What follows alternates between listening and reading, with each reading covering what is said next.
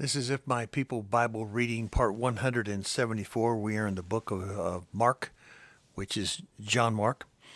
And we will start again this next reading at chapter 1, verse 18. Yeshua in 17 says, "Come follow me," Yeshua said, "and I will make you fishers of men." As I mentioned before, Yeshua just simply spoke to someone. And that's how we should be with fellow people in this world. You can go up to anyone you know and you talk about Yeshua and you show and you act and you be a living example of a disciple of his. And you don't have to have a come to Jesus movement. I was brought up that you had to follow a certain specific come to Jesus movement. It was wrong. And no matter how much you say, they're not going to listen to you. Now, someone may come 5 years later and say, because of what you did, I came to Jesus. and, and that's wonderful. But it may have nothing to do with what you did. You may have planted a seed and then jammed your thumb down in it, so the seed went, 6 inches under and didn't get any water. And that person came to Jesus by another method. Or there was just a time was needed. It wasn't the time. You don't know. You are to be and act and speak the word and let the Ruach speak for itself that is within you. So you don't have a ton of Torah to shove down anybody's throat. Yeshua speaks much. And already he's given just a couple Torah commands. And now we're in reading 174, and we've only gone through 2 Torah commands. But Yeshua tries to and does and walk his life out as he wants you to remember. So, we are in verse 22. We'll read that. The people were amazed at his teaching because he taught them as one who has authority, not as teachers of the Torah, the law. Just then a man in their synagogue who was possessed by an evil spirit or some kind of spirit cried out. We put down in our notes, interesting that an evil spirit was in the synagogue. No, it's not interesting. It's typical. It's very typical. I was taught and observed, and I remember I was working security for a large church. I've worked security for a number of large churches, and I used to do this. I would ferret out all the nuts who come in who would try to get to the pastor or upset the congregation by saying that what they were doing and acting and saying is not of the Father, when in fact I should have been on that person's side. I did the wrong thing. And I've asked for forgiveness for that because I would ask people to leave with my authority, and I was good at it to get them to leave the church alone. And the church went right back to the nonsensical lies and false doctrines and traditions of men that they love that brings in money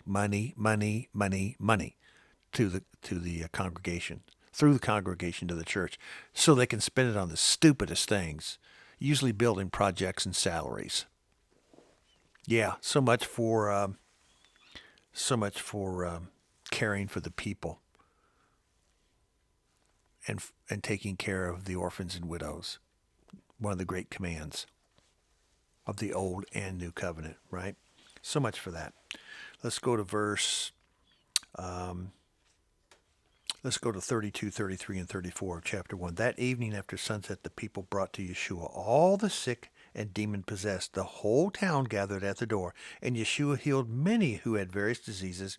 He also drove out demons, but he would not let the demons speak because they knew who he was. Very early in the morning, while it was still dark, Yeshua got up, left the house, went off to a solitary place where he prayed. That's a good thing for him to do, and it's a good thing for you to do. You need to remember that.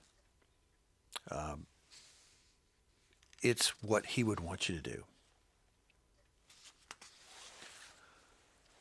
On verse 24, one of the comments was the evil spirit says, "What do you want with us, Yeshua of Nazareth? Have you come to destroy us? I know who you are, the Holy One, the Kadosh One of Elohim."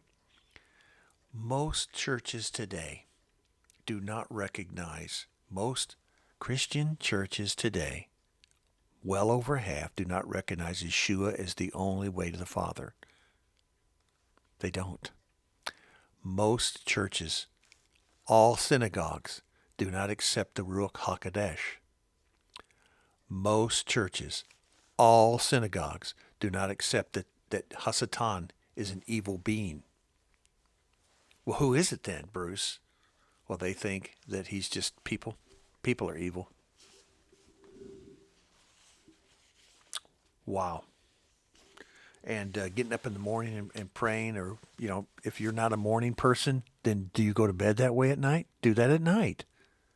I'm not sitting there laying it down now at 5 a.m. in the morning. You get up. I know a lot of preachers that I grew up with. That's what they do. I want to be a preacher when I grew up. Why? And many of them that I know, they're in their 60s and 70s now, are still preachers. Been preachers for 40, 50 years. Because it's a business, and they don't have to work so hard. And all of my friends, almost all, who are preachers, are obese, out of shape, and sickly. Not exactly kosher, are they? Not exactly listen to what they say.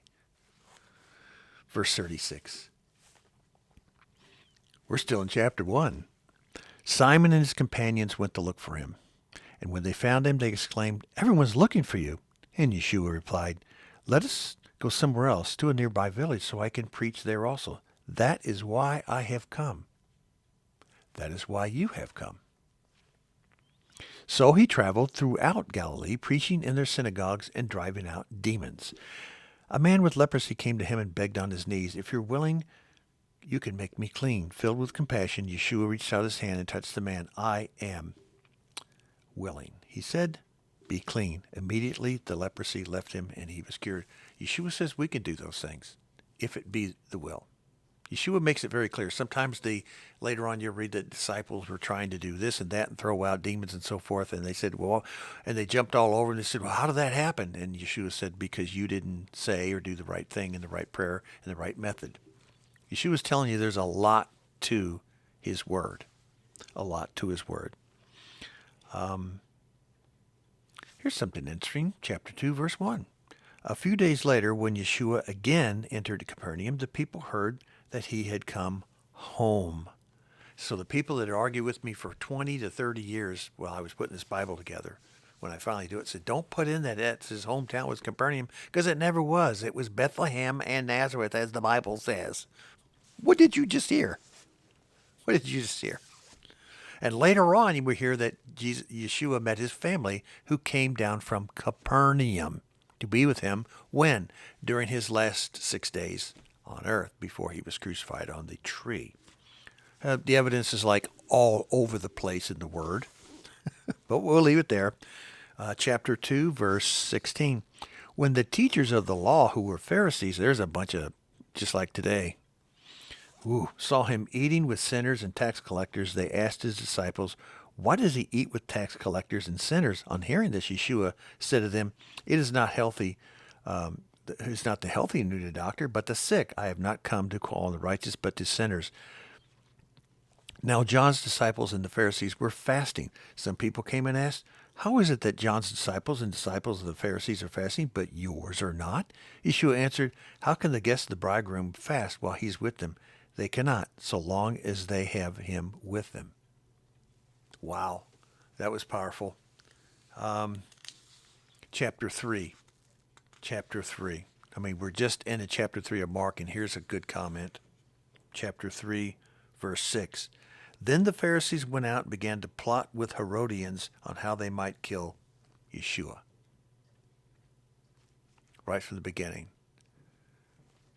Demonic, evil people are still throughout the world. There are a limited amount of demons in this world. They cannot replicate themselves. They are who they are. Yahweh made every one of them. If there's 300,000 of them, then there's 300,000 in the time of Yeshua, and there's 300,000 today. They cannot replicate themselves. They can go into humans, and when the humans die, they're released. Or if Yeshua throws them out. Otherwise, they're trapped inside the bodies. So there's only so many demons to deal with, but that's a lot of demons to deal with.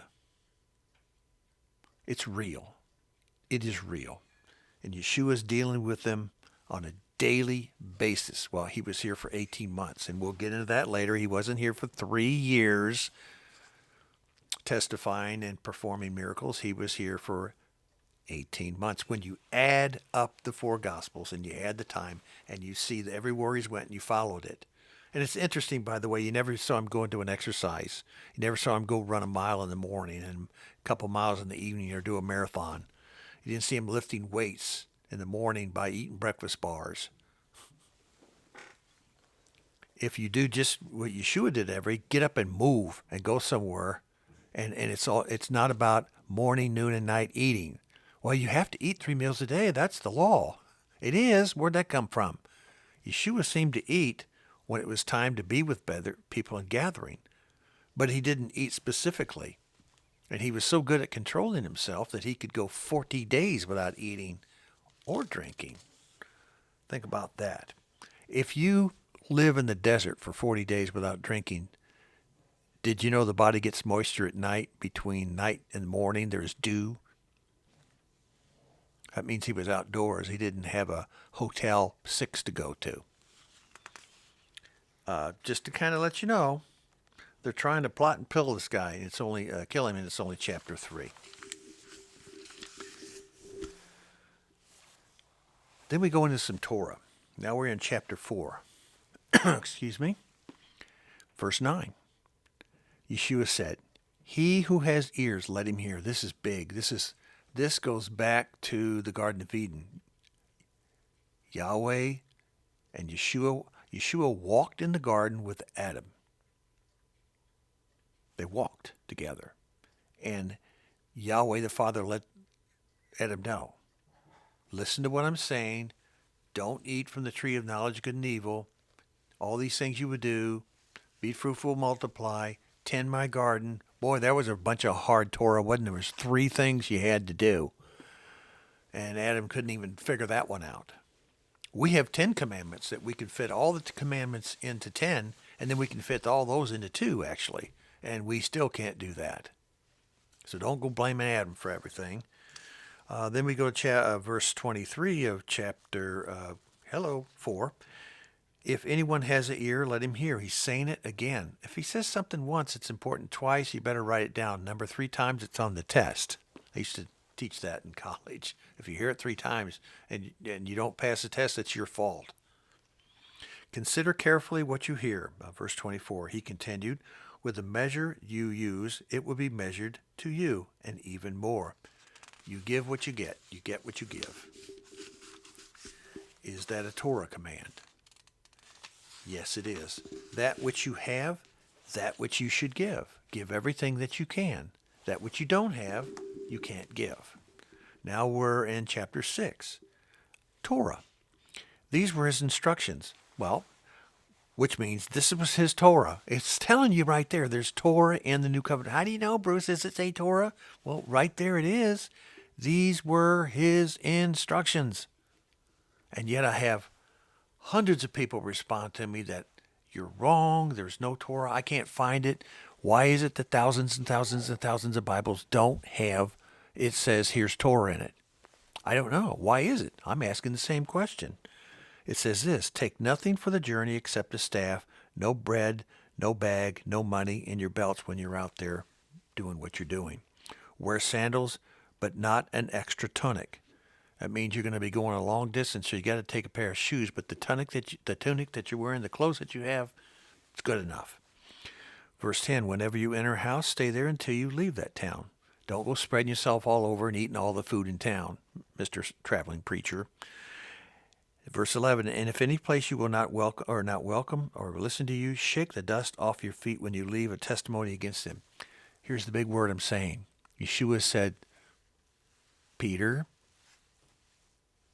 Andrew, follow me. And they said, here I am. And they did exactly what he said. And that was it. So he's telling you the same thing. If you go somewhere, don't sit there and pound on people's heads. Enough is enough. Bring them the word and bring them the truth and ask them about their salvation. And if they don't understand it, It's not your fault. All right. See you to the next reading. Bless you all.